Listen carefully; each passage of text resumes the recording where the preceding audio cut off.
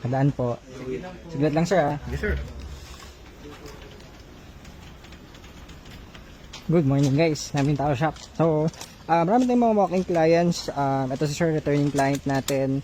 Papacheck lang ulit. Again guys, itong mga to is hindi galing GTA yung unit. So, mga walking clients, papacheck ng units nila.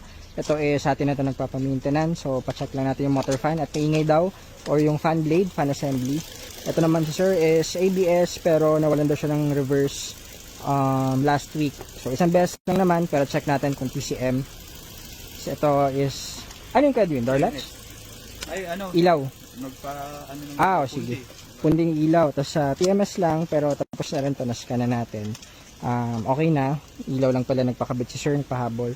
And ito is nawala ng reverse. Nalobat kahapon si sir. Check natin kung ano ang lalabas sa code.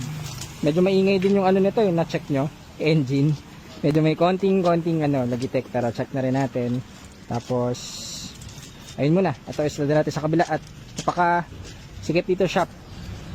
Ito pala, si sir yung nandun sa dulo is ito yung ating Tucson na na-release last year.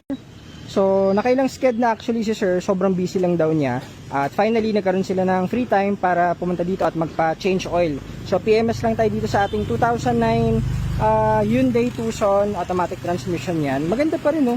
So, mukhang alaga ni sir na alagaan nila yung kanilang Hyundai Tucson. So, eto sticker pa natin to before, hindi nila tinanggal.